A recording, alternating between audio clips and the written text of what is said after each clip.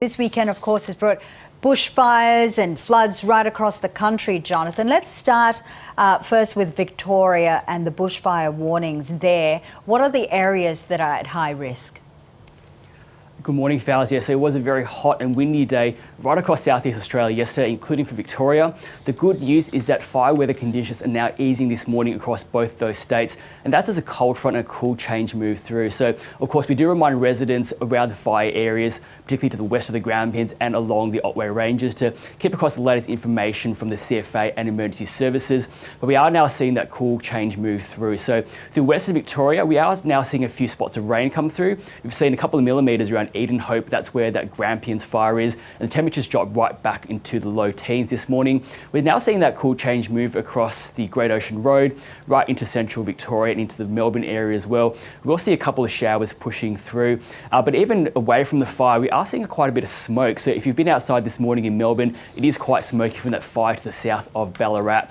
But we'll continue to see that cool change push through, a couple of showers as well. And for today, thankfully, we're not expecting to see extreme fire danger. Today's fire danger is moderate to high across Victoria. Okay, now, Jonathan, I've also been reading the fact that in northwest of Victoria, as you mentioned, a cold front there, but it's also bringing some heavy rain. Should that be something that residents should be concerned about?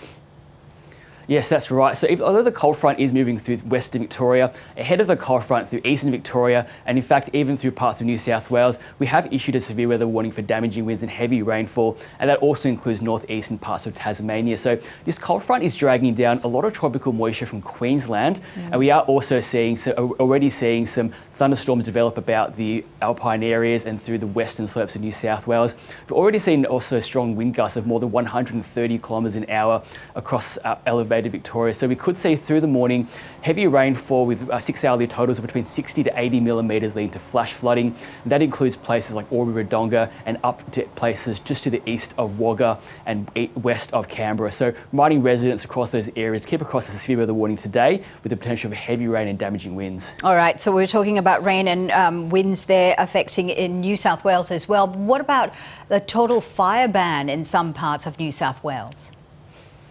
So as that cool change moves through New South Wales, ahead of that though, we are seeing very high temperatures, particularly about the northwestern slopes. Places like Narrabri, Moree are under extreme fire dangers today, as well as southwestern parts of Queensland. So it is going to be very hot today through there. But even further south, for places like Dubbo, Parks, Young, and even the Blue Mountains to the west of Sydney, we could also see severe thunderstorms develop there this afternoon with the risk of heavy rain and damaging winds. So New South Wales very much in the firing line of severe thunderstorms with that cold front, and ahead of it, extreme fire dangers. Now, is there anywhere else across the country that should be watching for extreme weather conditions?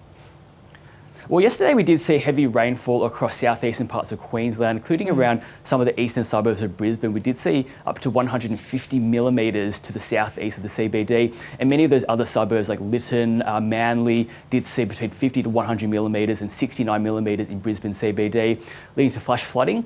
Thankfully today we're not expecting that level of rainfall, just a few showers around, and Brisbane will have a couple of days to dry out over the next few days, but we are expecting more rain and storms to develop from the middle of this week across southeast Queensland, and it is quite stormy right across Queensland as well. So reminding people to keep an eye on the warnings through the new week.